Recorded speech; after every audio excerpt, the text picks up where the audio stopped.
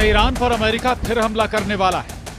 ये सिर्फ सवाल नहीं, क्योंकि अब जो खबरें आ रही हैं वो इस बात की तस्दीक कर रही हैं कि ईरान के खिलाफ कुछ बड़ा होने वाला है। ट्रंप ने भी कह दिया है कि ईरान पर वो दोबारा हमला कर सकता है। क्या इस बार ट्रंप इजराइल के साथ मिलकर ईरान के सबसे बड़े पावर सेंटर पर हमला करने जा रहे हैं? व्हाइट हाउस से आया ऑर्डर, ईरान पर फिर फटेगा बंकर बस्टर। ईरान के एक एक न्यूक्लियर ठिकाने को बर्बाद करेगा अमेरिका। ट्रंप ने तय कर ली है खामेनेई से बदला लेने की नई तारीख। खामेनेई की ब्रिगेड को चुन चुन कर मारेंगे अमेरिकी हथियार। अब से कुछ दिन पहले महायुद्ध का जो भीषण तूफान ईरान से उठा था वो अब फिर लौटने वाला है, क्योंकि अमेरिकी राष्ट्रपति डोनाल्ड ट्रंप के एक सोशल मीडिया पोस्ट ने बड़ी हलचल मचा दी है। ट्रंप का ये सोशल मीडिया पोस्ट भले ही कुछ शब्दों का है, लेकिन इसके नतीजे बहुत भयानक हो सकते हैं, क्योंकि ट्रंप ने सौगंध खाई है कि अगर जरूरत पड़ी तो ईरान पर दोबारा हमला होगा। यानी जिस जंग को ईरान के खिलाफ एक ब्रेक दिया गया है, वो जंग किसी भी वक्त शुरू हो सकती है। किसी भी वक्त ट्रंप के एक इशारे पर ईरान में तबाही की नई लहर उठ सकती है। किसी भी वक्त ईरान की न्यूक्लियर फैसिलिटी और मिसाइलों के जखीरे को अमेरिकी वायुसेना टारगेट कर सकती है। लेकिन सवाल ये उठता है कि आखिर महायुद्ध का ये नया अलार्म क्यों बजा है? क्यों डोनाल्ड ट्रंप ने अपने गुस्से का स्टीयरिंग ईरान की तरफ मोड़ दिया है? इसे समझने के लिए ईरान के विदेश मंत्री के हालिया बयान को समझना होगा। अपने ताजा बयान में ईरान के विदेश मंत्री अब्बास अराक्ची ने अमेरिकी हमले में ईरान को हुए नुकसान की बात तो कबूली है, लेकिन इस कबूलनामे के पीछे उन्होंने एक बार फिर ईरान की जिद को सार्वजनिक कर दिया है। उन्होंने अमेरिकी धमकियों को नजरअंदाज करते हुए साफ कहा है कि भले ही ईरान की न्यूक्लियर फैसिलिटी को अमेरिकी बॉम्बर ने नुकसान पहुंचाया हो, लेकिन ईरान न्यूक्लियर एनरिचमेंट नहीं छोड़ सकता, क्योंकि ये ईरान के वैज्ञानिकों की उपलब्धि है। ईरान के विदेश मंत्री अब्बास अराक्ची का दावा है कि ये अब बंद कर दिया गया है, क्योंकि नुकसान गंभीर और बड़ा है। लेकिन साफ है कि हम अपने संवर्धन को छोड़ नहीं सकते, क्योंकि ये हमारे वैज्ञानिकों की एक उपलब्धि है। और अब ये सिर्फ तकनीक का मुद्दा नहीं, बल्कि हमारे राष्ट्रीय गर्व का मुद्दा बन गया है। ईरान के विदेश मंत्री के इसी बयान ने डोनाल्ड ट्रंप को भड़का दिया है। यही वजह है कि जैसे ही अब्बास अराक्ची की तरफ से ये बयान दिया गया, वैसे ही अमेरिकी राष्ट्रपति ने social media platform truth social पर लिखा। ट्रंप ने पलटवार करते हुए कहा कि ईरान के विदेश मंत्री अब्बास अराक्ची ने ईरान के परमाणु स्थलों पर कहा कि नुकसान बहुत ज्यादा है, वे नष्ट हो गए हैं, बिल्कुल वैसा ही जैसा मैंने कहा था, और जरूरत पड़ने पर हम फिर से ऐसा करेंगे।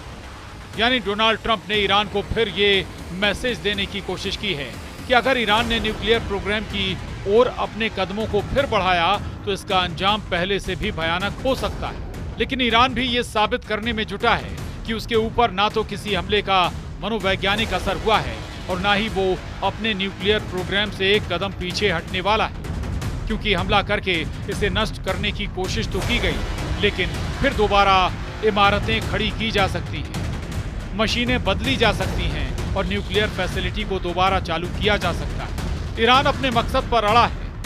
वो यही मैसेज देने की कोशिश कर रहा है कि दुनिया की कोई ताकत उसे यूरेनियम एनरिचमेंट प्रोग्राम को आगे बढ़ाने से नहीं रोक सकती। लेकिन किसी भी संभावित खतरे को भांपते हुए ईरान ये भी कह रहा है कि उसका न्यूक्लियर प्रोग्राम शांति के लिए है। साथ ही ईरान अमेरिका को ये भी भरोसा दिलाने की कोशिश कर रहा है कि वो न्यूक्लियर हथियार बनाने की दिशा में अपने कदम नहीं बढ़ाएगा, लेकिन इसके बदले ईरान पर लगे प्रतिबंधों को हटाने की मांग जरूर की जा रही है। ईरान के विदेश मंत्री ने ये बातें फॉक्स न्यूज की special report with Bret Baier नाम के कार्यक्रम में कही हैं। यानी ईरान अपनी बात और मकसद सीधे व्हाइट हाउस तक पहुंचाना चाहता है। इस दौरान ईरान के विदेश मंत्री ने यह भी स्पष्ट किया कि ईरान के सुप्रीम लीडर अयतुल्लाह खामेनेई जिस डेथ टू अमेरिका जैसे नारे का जिक्र करते हैं, उसका मतलब है अमेरिका की वर्चस्ववादी नीतियों का अंत, न कि अमेरिकी जनता के खिलाफ नफरत। ईरान अपनी बातों के जरिए कई तरह के संदेश देना चाहता है। पहला ये कि वो किसी भी दबाव में नहीं आने वाला। दूसरा ये कि ईरान के सुप्रीम लीडर नहीं झुकने वाले। तीसरा ये कि ईरान अपने परमाणु कार्यक्रम पर आगे बढ़ता रहेगा। चौथा ये कि न्यूक्लियर एनरिचमेंट ईरान की अपनी उपलब्धि है। पांचवा ये कि उसका न्यूक्लियर प्रोग्राम शांति के लिए है। और छठा ये कि पश्चिमी देशों को ईरान पर लगी पाबंदियां हटानी चाहिए। लेकिन इजरायल और अमेरिका जैसे देश किसी भी कीमत पर ये नहीं चाहते कि ईरान परमाणु शक्ति बने, क्योंकि ईरान के हाथों में न्यूक्लियर हथियारों को बहुत बड़ा खतरा माना जा रहा है और ट्रंप इस खतरे का जिक्र पहले भी करते आए हैं। उधर अमेरिकी राष्ट्रपति का दावा है कि वो 25 सालों से कह रहे हैं कि एक नागरिक होने के नाते भी आप उन्हें परमाणु हथियार नहीं रखने दे सकते, और यही हुआ। इसे नष्ट कर दिया गया है। उन्हें फिर से शुरू करने में कई साल लगेंगे और मुझे सचमुच लगता है कि ये शायद आखिरी चीज है। उन्हें एक भयानक युद्ध से उबरना है। मेरा मानना है कि फोर्डो साइट पूरी तरह से तबाह हो गई थी। उनको वहां से कुछ भी बाहर निकालने का मौका नहीं मिला, क्योंकि हमने तेजी से काम किया। अगर हम 2 सप्ताह में हमला करते तो शायद वो ऐसा कर लेते, लेकिन इस तरह के सामान को हटाना बहुत मुश्किल है और खतरनाक है। उन्हें पता था कि हम आ रहे हैं। दुनिया 13 जून 2025 का वो दिन नहीं भूल सकती जब इजराइल की तरफ से ईरान पर हमला किया गया था। ईरान के न्यूक्लियर ठिकानों और खामनेई के कासम खास वैज्ञानिकों को टारगेट करके इजराइल ने ईरान पर ये हमले किए थे। उस वक्त इजराइल ने ईरान के कई सैन्य कमांडरों और न्यूक्लियर वैज्ञानिकों को ढेर करने का दावा किया था। इस दौरान अमेरिका की मदद से फोर्डो जैसे बेहद संवेदनशील अंडरग्राउंड अड्डों पर B-2 बॉम्बर के जरिए बंकर बस्टर बमों से सीधा हमला किया गया था। यही नहीं, फोर्डो समेत ईरान के 3 न्यूक्लियर साइट पर भीषण प्रहार किया गया था। उस वक्त अमेरिकी राष्ट्रपति की तरफ से कहा गया कि ईरान अपने न्यूक्लियर अभियान में कई साल पीछे चला गया है। उस वक्त आई सैटेलाइट तस्वीरों से भी न्यूक्लियर फैसिलिटी पर हुई तबाही साफ नजर आ रही थी, लेकिन ईरान की तरफ से यह दावा किया गया था कि उसके न्यूक्लियर प्रोग्राम को नाम मात्र का नुकसान हुआ है और जल्द ही वो दोबारा अपना न्यूक्लियर प्रोग्राम शुरू करेगा। कुछ इसी तरह का मैसेज इस बार ईरान के विदेश मंत्री की तरफ से दिया जा रहा है। लेकिन एक बात यह भी है कि ईरान अब तक जो सब कुछ कबूल नहीं कर रहा था, उस तबाही का भी सच अब्बास अराक्ची ने कबूल कर लिया है, और वो ये कि अमेरिका ने जहां जहां हमले किए वहां ईरान को जबरदस्त नुकसान पहुंचा है। ईरान के खिलाफ जिस जंग में अमेरिका कूदा है, उस जंग को इजराइल की तरफ से शुरू किया गया है, और अब जब एक बार फिर एक नई जंग को हवा मिल रही है, तब ईरान की तरफ से आई एक खबर ने दुनिया में साइबर सनसनी फैला दी है, क्योंकि ये खबर उन्हीं 12 दिनों की जंग से जुड़ी है जिन 12 दिनों में इजराइल और अमेरिका ने ईरान के ऊपर हमले किए थे। इस नई खबर के मुताबिक ईरान और इजराइल के बीच 12 दिन की जंग से एक नया मोर्चा खोला गया, और ये मोर्चा था साइबर वॉर का। ईरान के सूचना और संचार प्रौद्योगिकी मंत्रालय के मुताबिक इन 12 दिनों में देश पर 20,000 से ज्यादा साइबर हमले हुए, और ये हमले बाहर से किए जा रहे थे। इन साइबर हमलों में पेट्रोल पंप, अस्पताल,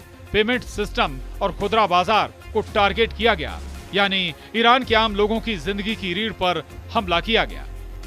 ईरान के मंत्री सत्तार हाशमी ने संसद में जानकारी देते हुए कहा, हमने ऐसी जटिल साइबर जंग पहले कभी नहीं देखी। पहली ही रात में एक विशेष टास्क फोर्स बनाई गई ताकि देश की डिजिटल नब्ज पर नजर रखी जा सके, लेकिन इसका सबसे गहरा असर पड़ा डिजिटल इकोनॉमी पर। 10 मिलियन लोग जो इस क्षेत्र पर निर्भर थे, उनमें से 30% ने अपनी नौकरियां खो दी। ये सिर्फ डेटा की लड़ाई नहीं थी, ये एक ऐसी चुपचाप चलने वाली जंग थी जहां ना गोली चली, ना बम गिरा, लेकिन ईरान का पूरा सिस्टम हिल गया। यानी उन 12 दिनों की जंग में ईरान को चौतरफा नुकसान उठाना पड़ा। लेकिन जब ईरान की तरफ से इन हमलों का जिक्र किया जा रहा है, तब इजराइल ने एक बार फिर गाजा में हमास के खिलाफ जंग का नया मोर्चा खोल दिया है। डेर अल बलाह अब युद्ध की आग में जल रहा है।